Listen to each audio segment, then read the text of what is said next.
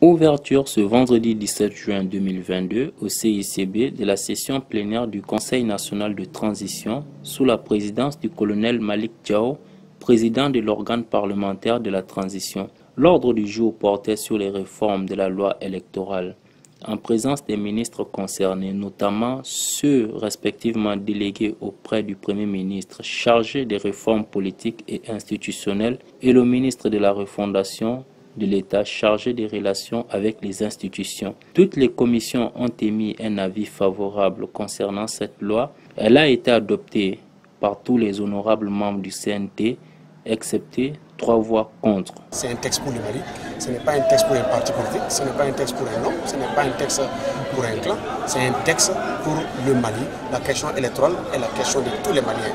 Mais ce qu'il faut bien préciser, c'est que lorsqu'on parle des élections, les élections sont faites par les partis politiques.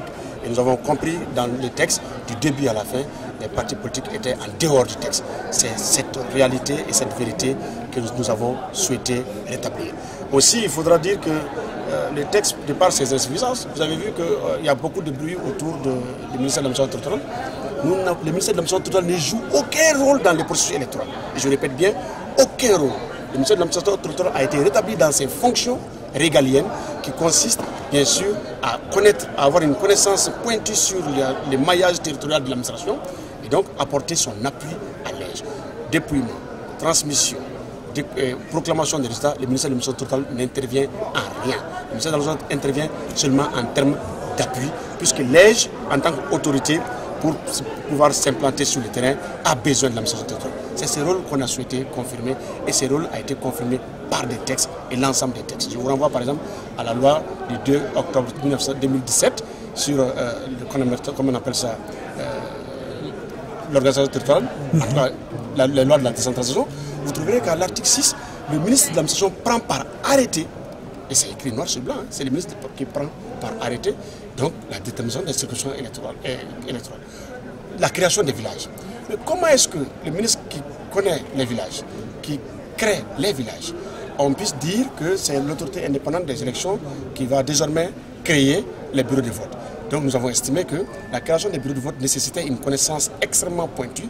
Le ministre de l'administration territoriale doit pouvoir déterminer ces créations et les mettre à la disposition de l'EJ qui va les créer.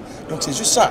Donc jusqu'ici, les amendements que vous venez de voir sont des amendements que nous avons souhaité apporter au texte pour le rendre encore beaucoup plus consommable pour le bonheur de tous les Maliens. Le gouvernement a élaboré en amont un projet de loi électorale qu'ils ont déposé sur la table du CNT depuis début décembre. Alors que déjà vers fin décembre, le CNT devrait aller en intercession. Si le but visé était d'éviter au Mali les sanctions de la CEDEAO, le but n'a pas été atteint. On a été frappé par les sanctions. Donc pour moi, le gouvernement aurait dû retirer ces projets de loi et soumettre un nouveau projet pour qu'on puisse passer à l'élaboration d'une nouvelle constitution. Et après l'élaboration d'une nouvelle constitution, à ce moment, de proposer un projet de loi électorale qui se serait basé sur la nouvelle constitution et sur les clauses, des assises nationales. Mais quand on élabore un projet de loi, avant toutes ces étapes-là, c'est comme si on lisait dans une boule de cristal. Je pense qu'on ne doit pas refonder le Mali sur la manipulation. Ce sont des éléments de manipulation que j'ai décelés, c'est pourquoi j'ai voté contre. Et les amendements, parce que je me suis dit qu'il était du devoir de la commission de loi de renvoyer ce projet de loi. Ce n'était pas la peine d'aller jusqu'à 92 amendements, qui a enlevé beaucoup du contenu même du projet de loi.